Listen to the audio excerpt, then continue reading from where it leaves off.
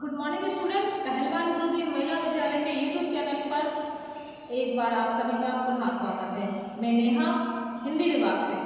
आज का टॉपिक है भक्ति का। जैसा कि आपने मेरी पिछली वीडियो में मैंने आपको पढ़ाया था आचार्य रामचंद्र शुक्ल जी के अनुसार हिंदी साहित्य का काव्यवाद, जिसके अंतर्गत आपने पढ़ा था वीर गाथा का। आज हम पढ़ेंगे भक्ति काल। भक्ति काल की समय सीमा 1376 से 1700 ईस्वी है। भक्ति काल को हिंदी साहित्य का स्वर्ण युग भी कहा जाता है और परीक्षा के दृष्टिकोण से यह प्रश्न काफी इम्पोर्टेंट भी है कि अगर आपसे पूछा जाए कि हिंदी साहित्य का स्वर्ण युग किसे कहते हैं तो आप बता सकते हैं कि भक्ति काल को हिंदी साहित्य का स्वर्ण युग कहा जाता है। भक्ति काल के उदय के कारण क्या है? भक्ति काल के उदय के कारण है मुगल शासकों द्वारा हिंदू मंदिरों की तोड़फोड़, जबरन धर्म परिवर्तन, जनमानस का धर्म और आस्था से दूरी। चूंकि वीरगाथा काल के अंतिम समय में मुगल शासकों का वर्चस्व बढ़ चुका था, जिससे उन्होंने हिंदू मंदिरों पर तोड़फोड़ करना शुरू कर दिया, उस पर आक्रमण किए, लोगों को जबरन धर्म परिवर्तन करने पर मजबूर किया, जिससे लोगों के अंदर डर पैदा हुआ और उनकी आस्था और धर्म से दूरी बन गई। जब उस काल के हमारे कुछ समकालीन कवि हैं, जैसे कबीर, दादू, नानक, सूरदास, तुलसीदास, मलिक मोहम्मद, जारसी इत्यादि, इन्होंने इन सभी कवियों ने जनमानस को धर्म और आस्था से जोड़ने के लिए साहित्य लिखा, जिस पर उन्होंने भक्ति पर बल दिया। तो अब आगे पढ़ते हैं भक्ति काल की विशेषता।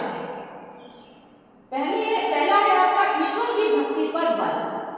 भक्ति काल में ईश्वर की भक्ति हमें दो प्रकार से देखने को मिलती है, एक सगुण और एक निर्गुण। क्योंकि भक्ति काल का वर्गीकरण विस्तृत है, जिसको मैं अपनी नेक्स्ट वीडियो में आपको पढ़ाऊंगी। तो आप अभी संक्षेप में देख लीजिए कि भक्ति ईश्वर की भक्ति पर बल। पहली भक्ति है, आप पहला भाग है सगुण भक्ति, दूसरा है निर्गुण भक्ति।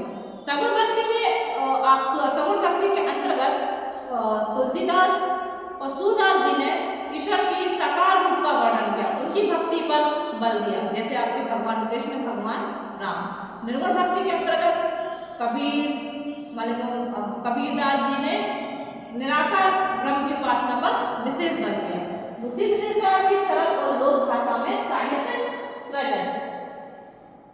वीरगाथा काल में जितनी रचनाएं लिखी गई वो संस्कृत भाषा में या खड़ी बोली में लिखी गई थी, लेकिन हमारी भक्ति काल के समकालीन कवियों ने संस्कृत भाषा का प्रयोग न करते हुए लोगों की जनमानस के उपयोग की भाषा लिखी।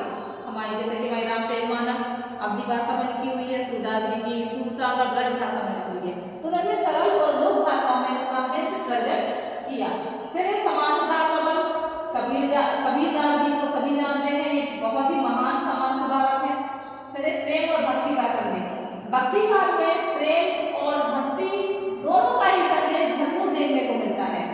प्रेम और भक्ति के नाम पर अगर नाम आता है तो मलिक मोहम्मद जायसी का आपने पद्मावत पढ़ा ही होगा, सभी ने पढ़ा। फिर आपका गुरु का महत्व। कबीरदास जी, पुनः